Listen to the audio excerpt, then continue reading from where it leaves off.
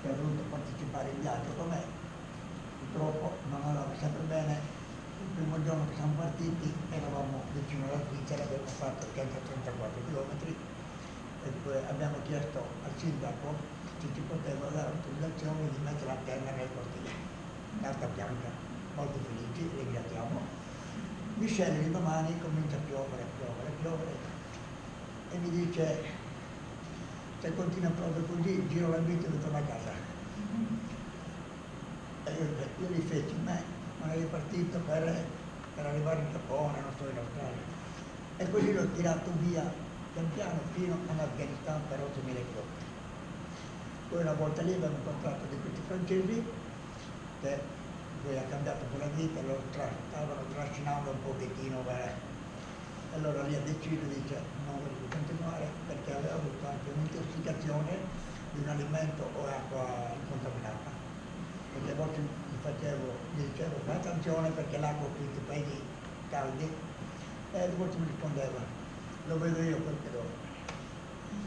Quindi ci siamo separati, siamo abbracciati, e quando è ritornato il suo viaggio l'ha rifatto in macchina, il viaggio ha durato 3 mesi, poi l'hanno abbandonato nelle Alpi svizzere che doveva rientrare in Francia, quindi il caldo era 30-35 gradi e si è trovato a meno 20 e ha avuto dei problemi di salute, aveva preso gli ammibbi e quindi aveva perso molto. E io da solo avevo continuato. Allora fino lì avevamo fatto 8.000 km attraversando la Svizzera, l'Austria, la Jugoslavia, la Bulgaria, la Turchia, l'Iran e la Grecia. Dove siete qua? Allora qui siamo in Alberto Plata, a 1700 metri dalla Svizzera. Qui c'erano già 26-27 gradi all'ombra, era bello, c'era bello, c'era questo sole meraviglioso. E quindi voilà. Questo è Michel, quindi parlavamo bellissimo con gli altri svizzeri. E questa era una strada che ci avevano avvisato che non potevamo scalare in bicicletta, c'erano 26 km di salita, però su al colle era chiusa, era neve. Noi abbiamo detto ci proviamo lo stesso. Arrivati lì, delusione, potevamo portare i 38 kg sulle spalle, invece non facevo, e siamo riscesi, non l'abbiamo fatto. Non è la prima volta che non è la prima volta che è successo di fare. È stato, cioè lui è stato. Lì non era. Lui provava a pedalare, no? Poi magari si è trovata interrotta la strada, tornava giù, ma comunque faceva dei chilometri in più e l'ha fatto per tante volte. Questo non seguiva un percorso lineare diciamo, partivamo un giorno all'improvvisato, come dice uno che fa le poesie, all'improvvisato, non sapevamo dove andare, avevamo le carte, ma non conoscevamo quello che c'era dietro quella curva. Se trovavamo un bar, una cosa, quindi andavamo proprio l'avventura.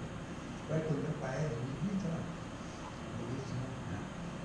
Questa era una specie di falegnami che facevano quelle sculture sui tronchi d'albero, però con la macchina fotografica che avevo non avevo quell'obiettivo perché era una piccola. E questa in Austria. Allora questa, quando sono arrivato, è la prima volta della mia vita che avevo visto questa cosa, mi ha dato l'impressione di vedere dei monaci che stavano andando sul monastero. Allora qui, siccome in alto piove quasi tutti i giorni, il fieno mettendo per terra non asciugava. Allora avevano tagliato dei pini, degli abeti, lasciando dei rami e mettevano il fieno a pelle per poter seccare. E questa è la prima notte che abbiamo visto questa, una casa d'abitazione, ci hanno dato una cena e siamo rimasti. Dove sei qua? Questo è Jugoslavia, sì. Lui prevalentemente dormiva in tenda, Lui dormiva in tenda, come vi diceva Roberto, lui ricorda praticamente ogni villaggio che abbia attraversato, ma ricorda con particolare, come dire, affetto i luoghi in cui è riuscito a dormire in un letto, perché non è che sia capitato spessissimo durante il viaggio. Questo è il Danubio, in Jugoslavia, e qui stiamo attraversando un video in Jugoslavia che sta più o meno tutti i giorni per una settimana e le strade erano così povere. Questo è Michel. Erano una ponetta dentro. Guardate che è proprio di buon umore, si vede, non ha tempo. anche qui diceva, il francese diceva jamais mal, non è più. Non ne posso più. Quindi ho detto, Qui eravate già in Jugoslavia, quindi? com'è? Qui eravate già in Jugoslavia? E questa è la piazza. Tra l'altro tu mi avevi detto che in Jugoslavia, le strade di Jugoslavia erano pericolosissime, erano proprio infestate di traffico pesante. In quel tempo c'era ancora Tito e poi diciamo non trovavamo anche nei negozi erano vuoti, non trovavamo una scatola di tonno, non è più basso, non c'era nulla. E questa in Bulgaria la Santa Sofia della Cattedrale, una bella chiesa, una bella piazza, no? Qui arriviamo in Turchia, Istanbul, non facevo molte foto perché spesso non trovavo le pellicole e poi pensavo che quei piccoli soldini potevano servirlo magari. Quindi io le foto ce le ho qui dentro e quindi Istanbul è una delle prime città che ho visitato. E qui siamo dentro Istanbul, dove poi i piccioni, e guarda quello che hanno fatto prima per fare una foto, sono tutti i mestieri del mondo, vedere l'arca. Queste sono le strade dentro Istanbul, sono i mercati, dei notti, del caffè. Ascolta, a proposito dell'amministrazione delle tue risorse, diciamo, pecuniarie, tu lasciavi dei depositi nelle poste di varie città. In quali città avevi deciso, avevi programmato di lasciare queste piccole somme? Sì. Allora ero partito con un po' di soldi, poi avevamo mandato degli assegni che potevamo cambiare in una banca a Istanbul, a Kabul.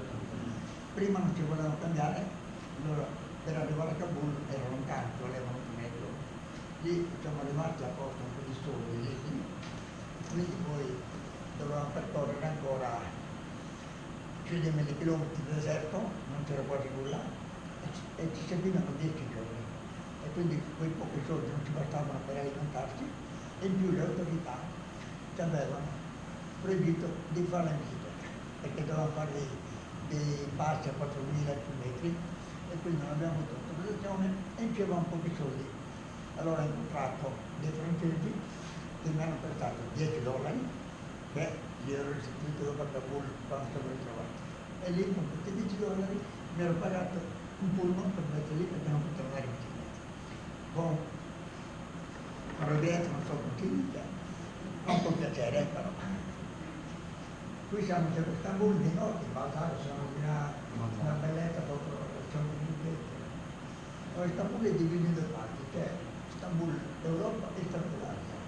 E qui c'è un ponte che si chiama il ponte di Arata ed era proibito alle biciclette e ai motorini, quindi avevamo preso una nave servente in tutta la serata. E qui siamo in Asia, per abbiamo tenuto in Asia, quindi avevo cambiato tutto l'aspetto di paesaggio. Allora, qui ci sono 40 gradi all'ora, quindi qui era qui mi ha fatto pensare un po' quando ero bambino, stavo giù, un po' di fieno, con i cavi e con le ruote piene, ed eravamo tutti in pieno deserto via in Turchia. C'è qui in Turchia, un fiume che chiama il Bufali, che sono sempre 2 giornate nell'anno. E qui siamo partiti curva improvvisata, attraversando questi stati in terreno per scoprire questi paesaggi che restano uno dei più belli della mia storia. Perché la Turchia è bellissima, ogni curva che attraversavamo vedevamo dei paesaggi differenti, strati di terra, rosso, verde, azzurro, sembrava c'è scritto sul diario, anche un poeta lo poteva fare questo. Così nella foto si vede, vedendo. Qui si vede Michel con muso lungo, lo potete notare anche.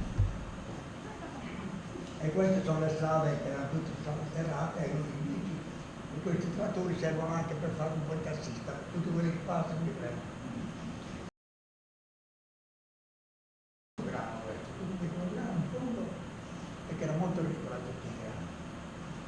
E questo è un piccolo paesetto che si chiama Urdu, sono dei vecchietti che hanno 95 anni, stavano giocando con dei sassolini come noi giochiamo a Italia qui. E io allora, prima di partire in viaggio, avevo lavorato in Francia come giardiniere, ho lavorato 7 anni con dei turchi, avevo imparato qualche parola, e questo per me era molto iniziale. Quindi quelle parole mi hanno fatto avvicinare la gente, erano curiosi come parlavo tutto. Allora, qualche parola per dire che non avevo. E mi dicevano, ma come parli tu? Che dicevo? Senin Baba, Italia, Senin Hana, turca, mio padre è italiano e mia madre è turca, allora non capiva che un musulmano si può sposare. E da lì andavo Comunque notate anche le foto. Libero ha dedicato più attenzione alle persone, proprio agli protagonisti delle stesse. Quindi anche il taglio che vedete, anche l'impaginazione è stupenda, comunque come è riuscito a cogliere anche la posizione, la postura delle persone che stanno per. Da fotografo di scena, direi. vabbè, Sì. Ma tutte le foto che contengono, che sono all'interno delle quali ci sono dei soggetti umani, sono veramente belle, pure vedete. Oggi si fa meglio con le macchine. Sì. E questi siamo anche alla Turchia, usavano spesso queste carrette per poter portare la frutta e verdura nel negoziato come fanno quelli in Sicilia che portano avanti